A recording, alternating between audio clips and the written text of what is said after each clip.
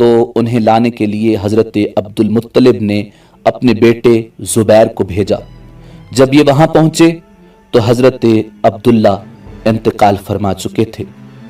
मतलब ये कि आप सल्लल्लाहु अलैहि वसल्लम इस दुनिया में अपने वालिद की वफ़ात के चंद माह बाद तशरीफ़ लाए। हज़रत इब्न अब्बास रज़ी अल्लाह ताला अन्हु कहते हैं कि हुज़ूर नबी करीम सल्लल्लाहु अलैहि वसल्लम इस दुनिया में तशरीफ़ लाए तो आपकी नाफ कटी हुई थी। नाफ को बच्चा पैदा होने के बाद काटा जाता है। आप खतना शुदा पैदा हुए। हज़रत अब्दुल मुत्तलिब रज़ी अल्लाह ताला अन्हु ये देखकर बेहद हैरान भी हुए और खुश भी हुए और कहा करते थे कि मेरा बेटा निराली शान का होगा। आपकी पैदाइश से पहले मक्का के लोग खुश्क साली और कहत का शिकार थे, लेकिन जो ही आप दुनिया में तशरीफ़ लाए बारिशें शुरू हो गईं, खुश्क साली ख़त्म हो गई, दरख्त हरे भरे हो गए और फलों से लद गए, ज़मीन पर सब्ज़ा ही सब्ज़ा नज़र आने लगा। पैदाइश के वक्त आप अपने हाथों पर झुके हुए थे, सर आसमान की तरफ था। एक रिवायत के अल्फाज ये हैं कि घुटनों के बल झुके हुए थे, मतलब ये कि सजदे किसी हालत में थे। आपकी मुट्ठी बंद थी और शहादत की उंगली उठी हुई थी, जैसा कि हम नमाज में उठाते हैं।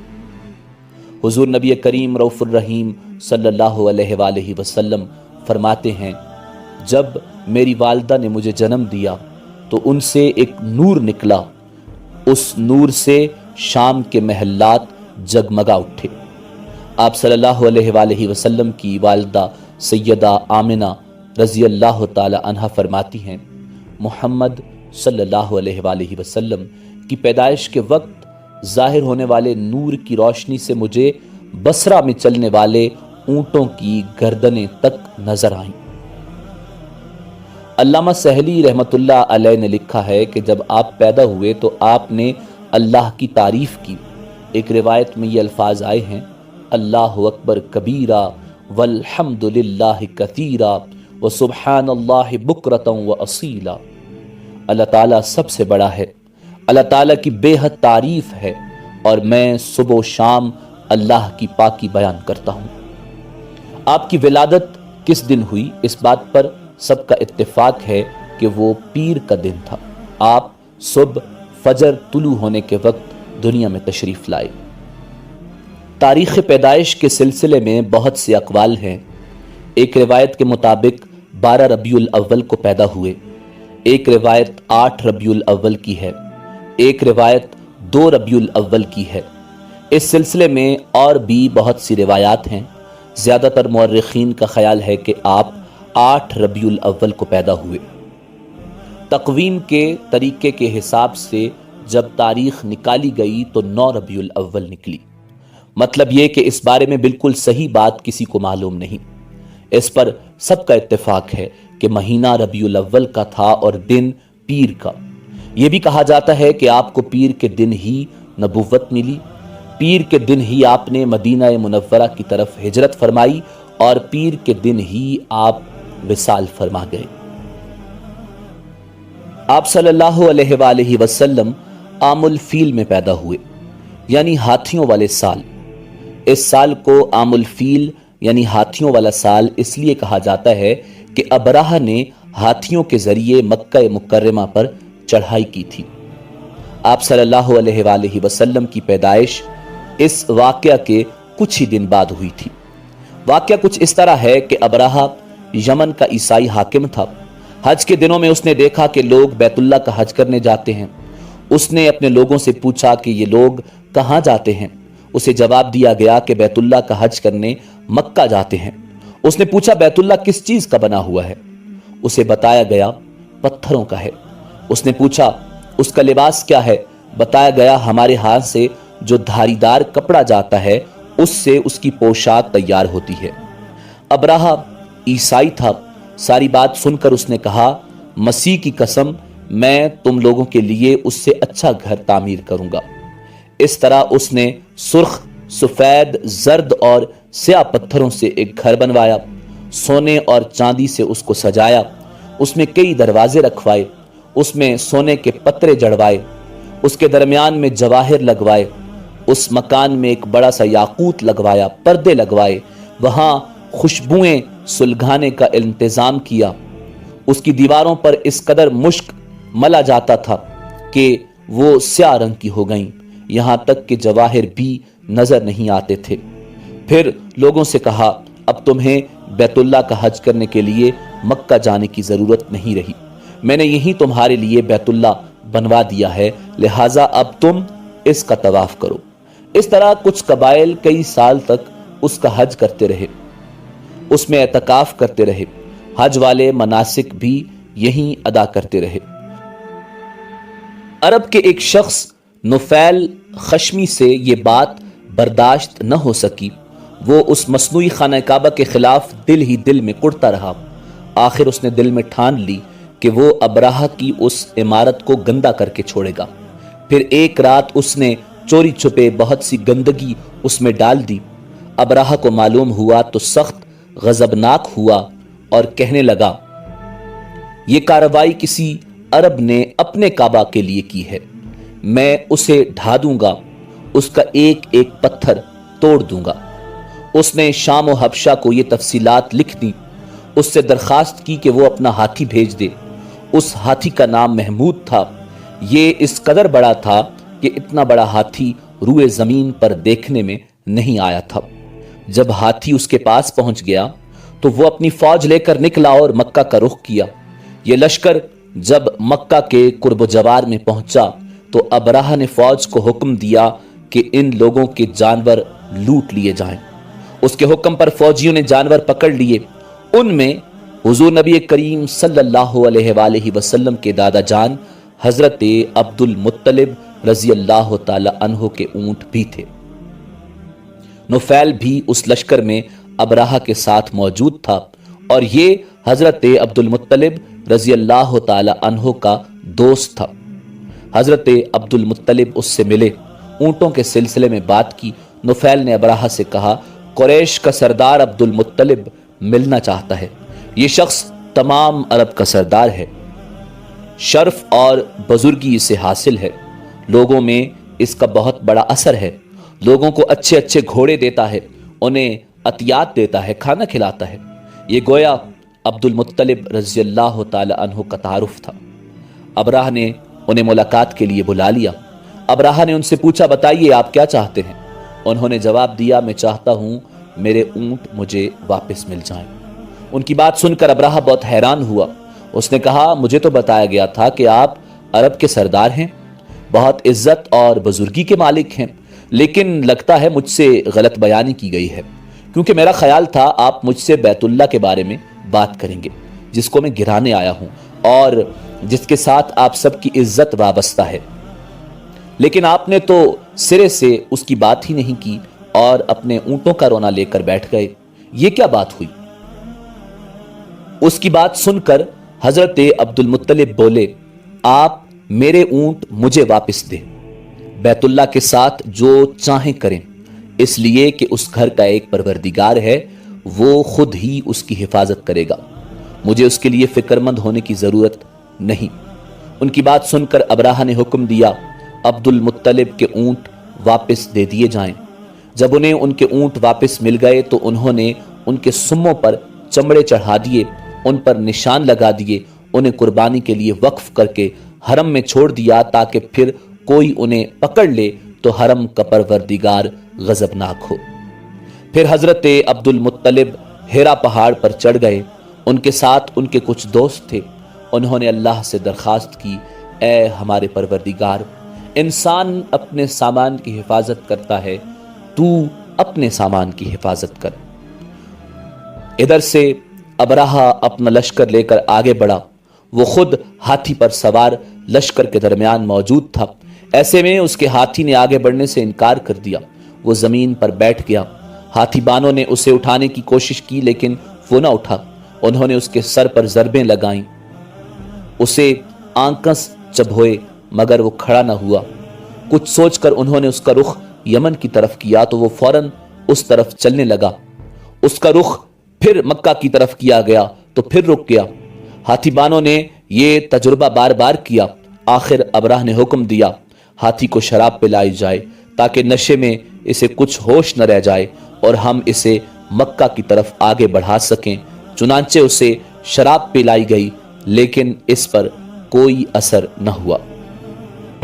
अबराहा के हाथी को उठाने की मुसलसल कोशिश जारी थी कि अचानक समंदर की तरफ से उनकी तरफ अल्लाह ताला ने अबाबीलों को भेज दिया। वो टिड्डियों के झुंड की तरह आईं। दूसरी तरफ हजरत अब्दुल मुत्तलिब मक्का में दाखिल हुए, हरम में पहुंचे और काबा के दरवाजे की जंजीर पकड़कर अबराहा और उसके लश्कर के खिलाफ फतह की दुआ मांगी। उनकी दुआ के अल्फाज ये थे, ऐ हमारे परवरदिगार, ये बंदा अपने काफिले और अपनी जमात की हिफाजत कर रहा है, तू अपने घर यानी बैतुल्लाह की हिफाजत फरमा। अबराहा का लश्कर फतह न हासिल कर सके, उनकी ताकत तेरी ताकत के आगे कुछ भी नहीं। आज सलीब कामयाब न हो। सलीब का लफ्ज़ इसलिए बोला कि अबराहा ईसाई था और सलीब को ईसाई अपने निशान के तौर पर साथ लेकर चलते हैं। अब उन्होंने अपनी कौम को साथ लिया और हिरा पहाड़ पर चढ़ गए, क्योंकि उनका ख्याल था वो अबराहा का मुकाबला नहीं कर सकेंगे। और फिर अल्लाह ताला ने परिंदों के झुंड भेज दिए। ये परिंदे चिड़िया से कदरे बड़े थे। उनमें से हर एक परिंदे की चोंच में पत्थर के 3-3 टुकड़े थे। ये पत्थर परिंदों ने अबराहा के लश्कर पर गिराने शुरू किए। जूं ही ये पत्थर उन पर गिरे, उनके टुकड़े टुकड़े हो गए।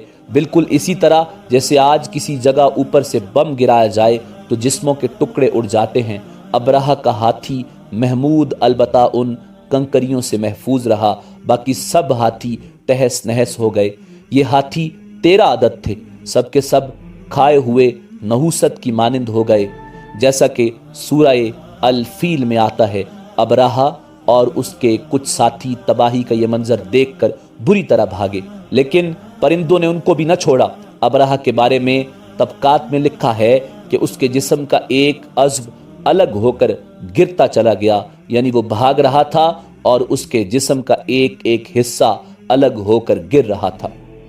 दूसरी तरफ हजरत अब्दुल मुत्तलिब इस इंतजार में थे कि कब हमला होता है, लेकिन हमलावर जब मक्का में दाखिल न हुए तो वो हालात मालूम करने के लिए नीचे उतरे। मक्का से बाहर निकले, तब उन्होंने देखा सारा लश्कर तबाह हो चुका है। खूब माल गनीमत उनके हाथ लगा, बेशुमार सामान हाथ आया। माल में सोना चांदी भी बेतहाशा था। लश्कर में से कुछ लोग ऐसे भी थे जो वापस नहीं भागे थे, ये मक्का में रह गए थे। उनमें अबराहा के हाथी का मुआवत भी था जो महमूद को आगे लाने में नाकाम रहा था। हमारे नबी हज़रत मोहम्मद सल्लल्लाहु अलैहि वसल्लम उस वाक़या के चंद दिन बाद पैदा हुए। आप जिस मकान में पैदा हुए वो सफ़ा पहाड़ी के करीब था। हज़रत काब अहबार रज़ी अल्लाह ताला अन्हु रिवायत करते हैं कि मैंने तौरात में पढ़ा था कि रसूलुल्लाह सल्लल्लाहु अलैहि वसल्लम की पैदाइश मक्का में होगी। ये काब पहले यहूदी थे, इसलिए तौरात पढ़ा करते थे। दुनिया में आते ही हुजूर नबी अकरम सल्लल्लाहु अलैहि वसल्लम रोए। हज़रत अब्दुल रहमान बिन औफ रज़ी अल्लाह ताला अन्हु की वालदा कहती हैं कि जब हज़रत आमना रज़ी अल्लाह ताला अन्हा के यहाँ विलादत हुई तो मैं वहाँ मौजूद थी। आप सल्लल्लाहु अलैहि वसल्लम मेरे हाथों में आए। ये गालिबन दाइया थी, उनका नाम शिफा था। फरमाती हैं जब आप मेरे हाथों में आए तो रोए। आपके दादा अब्दुल मुत्तलिब आपकी विलादत की इत्तला दी गई तो वो उस वक्त खाने काबा का तवाफ कर रहे थे। इत्तला मिलने पर घर आए, बच्चे को गोद में लिया। उस वक्त आपकी वालदा ने उनसे कहा, ये बच्चा अजीब है, सजदे की हालत में पैदा हुआ है, यानी पैदा होते ही इसने पहले सजदा किया, फिर सजदे से सर उठाकर उंगली आसमान की तरफ उठाई। हज़रत अब्दुल मुत्तलिब ने आपको देखा, उसके बाद आपको काबा में ले आए, आपको गोद में लिए रहे और तवाफ करते रहे, फिर वापस लाकर हज़रत आमना को दिया। आपको अरब के दस्तूर के मुताबिक एक बर्तन से ढांपा गया, लेकिन वो बर्तन टूट कर आपके ऊपर से हट गया। उस वक्त आप अपना अंगूठा चूसते नजर आए। उस मौका पर शैतान बुरी तरह चीखा। तारीख़ इस्लाम के मुताबिक शैतान सिर्फ 4 मरतबा चीखा। पहली बार उस वक्त जब अल्लाह ताला ने उसे मलून ठहराया, दूसरी बार उस वक्त जब उसे ज़मीन पर उतारा गया, तीसरी बार उस वक्त जब हुजूर नबी अकरम सल्लल्लाहु अलैहि वालैहि वसल्लम की पैदाइश हुई और चौथी बार उस वक्त जब नबी करीम सल्लल्लाहु अलैहि वालैहि वसल्लम पर सूरह फातिहा नाजिल हुई। उस मौका पर हज़रत हस्सान बिन साबित रज़ी अल्लाह ताला अन्हु कहते हैं, मैं 8 साल का था, जो कुछ देखता और सुनता था उसको समझता था। एक सुबह मैंने यसरब यानी मदीना मुनव्वरा में एक यहूदी को देखा। वो एक ऊंचे टीले पर चढ़कर चिल्ला रहा था। लोग उस यहूदी के गिर्द जमा हो गए और बोले, क्या बात है, क्यों चीख रहे हो? यहूदी ने जवाब दिया, अहमद का सितारा तुलू हो गया है और वो आज रात पैदा हो गए हैं। हज़रत हस्सान बिन साबित रज़ी अल्लाह ताला अन्हु बाद में 60 साल की उम्र में मुसलमान हुए थे। 120 साल की उम्र में उन्होंने वफ़ात पाई। गोया ईमान की हालत में 60 साल जिंदा रहे। बहुत अच्छे शायर थे। नबी करीम सल्लल्लाहु अलैहि वसल्लम की अपने अशार में तारीफ़ किया करते थे और दुश्मनों की बुराई अशार में बयान करते थे। ग़ज़वात के मौका पर अशार के ज़रिए मुसलमानों को जोश दिलाते थे। इसी बुनियाद पर उन्हें शायर रसूल का खिताब मिला था। हज़रत काब अहबार रज़ी अल्लाह ताला अन्हु फरमाते हैं कि मैंने तौरात में पढ़ा कि अल्लाह ताला ने हज़रत मूसा अलैहिस्सलाम को हुज़ूर नबी अकरम सल्लल्लाहु अलैहि वसल्लम की विलादत के वक्त की खबर दे दी थी और हज़रत मूसा अलैहिस्सलाम ने अपनी कौम बनी इसराइल को इसकी इत्तला दे दी थी। इस सिलसिले में उन्होंने फरमाया था, तुम्हारे नज़दीक जो मशहूर चमकदार सितारा है, जब वो हरकत में आएगा तो वही वक्त रसूलुल्लाह सल्लल्लाहु अलैहि वसल्लम की पैदाइश का होगा। ये खबर बनी इसराइल के उलमा एक दूसरे को देते चले आए थे और इस तरह बनी इसराइल को भी हुजूर नबी अकरम सल्लल्लाहु अलैहि वसल्लम की विलादत का वक्त यानी उसकी अलामत मालूम थी। हज़रत आयशा सिद्दीक़ा रज़ी अल्लाह ताला अन्हा से रिवायत है कि एक यहूदी आलिम मक्का में रहता था। जब वो रात आई जिस रात हुजूर नबी अकरम सल्लल्लाहु अलैहि वसल्लम पैदा हुए, तो वो कुरैश की एक मजलिस में बैठा था। उसने कहा, क्या तुम्हारे यहाँ आज कोई बच्चा पैदा हुआ है? लोगों ने कहा, हमें तो मालूम नहीं। इस पर उस यहूदी ने कहा, मैं जो कुछ कहता हूँ उसे अच्छी तरह सुन लो। आज इस उम्मत का आखिरी नबी पैदा हो गया है और कुरैश के लोगों, मैं तुम में से यानी वो कुरैशी है जिसके बारे में बात कर रहा हूँ, उसके कंधे के पास एक अलामत है यानी मोहर नबुव्वत। उसमें बहुत ज़्यादा बाल हैं यानी घने बाल हैं और ये नबुव्वत का निशान है, नबुव्वत की दलील है। उस बच्चे की एक अलामत ये है कि वो 2 रात तक दूध नहीं पिएगा। इन बातों का जिक्र उसकी नबुव्वत की अलामात के तौर पर पुरानी कुतब में मौजूद है।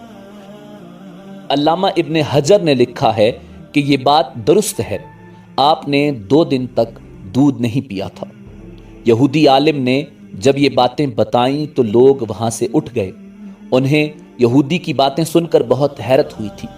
जब वो लोग अपने घरों में पहुंचे तो उनमें से हर एक ने उसकी बातें अपने घर के अफराद को बताईं। औरतों को चूंकि हज़रत आमना रज़ी अल्लाह ताला अन्हा के यहाँ बेटा पैदा होने की खबर हो चुकी थी, इसलिए उन्होंने अपने मर्दों को बताया। जब उस यहूदी आलिम को पता चला तो कहने लगा, ज़रा चलकर मुझे वो बच्चा दिखाओ। लोग उसे अपने साथ लिए हज़रत आमना के घर के बाहर आए, उनसे बच्चा दिखाने की दरख्वास्त की। आपने बच्चे को कपड़े से निकाल कर उन्हें दे दिया। लोगों ने आपके कंधे पर से कपड़ा हटाया। यहूदी की नज़र जूं ही मोहर नबुव्वत पर पड़ी, वो फौरन बेहोश होकर गिर पड़ा। उसे होश आया तो लोगों ने उससे पूछा, तुम्हें क्या हो गया था? जवाब में उसने कहा, मैं इस गम से बेहोश हुआ था कि मेरी कौम में से नबुव्वत ख़त्म हो गई। और ऐ कुरैशियो, अल्लाह की कसम, ये बच्चा तुम पर ज़बरदस्त गलबा हासिल करेगा और इसकी शोहरत मशरिक से मगरिब तक फैल जाएगी। मुल्क शाम का एक यहूदी ऐस मक्का से कुछ फासले पर रहता था। वो जब भी किसी काम से मक्का आता, वहाँ के लोगों से मिलता तो उनसे कहता, बहुत करीब के ज़माने में तुम्हारे दरमियान एक बच्चा पैदा होगा। सारा अरब उसके रास्ते पर चलेगा, उसके सामने पस्त हो जाएगा। वो अजम اور اس کے شہروں کا بھی مالک ہو جائے گا۔ یہی اس کا زمانہ ہے، اور اس کی نبوت کے زمانے کو جو بھی پائے گا اور اس کی پیروی کرے گا وہ اپنے مقصد میں کامیاب ہو جائے گا۔ جس خیر اور بھلائی کی وہ امید کرتا ہے وہ اس کو حاصل ہوگی، اور جو شخص اس کی نبوت کا زمانہ پائے گا مگر اس کی مخالفت کرے گا وہ اپنے مقصد میں ناکام ہوگا۔ مکہ معظمہ میں جو بھی بچہ پیدا ہوتا وہ یہودی اس بچے کے بارے میں تحقیق کرتا اور کہتا ابھی وہ بچہ پیدا نہیں ہوا۔ آخر جب نبی کریم صلی اللہ علیہ وآلہ وسلم اس دنیا میں تشریف لائے تو حضرت عبد المطلب اپنے گھر سے نکل کر اس یہودی کے پاس پہنچے۔ اس کی عبادت گاہ کے دروازے پر پہنچ کر انہوں نے آواز دی، ایس؟ اس نے پوچھا کون؟ کہنے لگے میں عبد المطلب ہوں، تم اس بچے کے بارے میں کیا کہتے ہو؟ اس نے انہیں دیکھا پھر بولا، ہاں تم ہی اس کے باپ ہو سکتے ہو۔ بے شک وہ بچہ پیدا ہو گیا جس کے بارے میں میں نے تم لوگوں سے کہا تھا، وہ ستارہ آج طلوع ہو گیا ہے، اور اس بچے کی پیدائش کی علامت ہے، اور یہ علامت ہے کہ اس وقت اس بچے کو درد ہو رہا ہے، یہ تکلیف اسے 3 دن تک رہے گی اور اس کے بعد یہ ٹھیک ہو جائے گا۔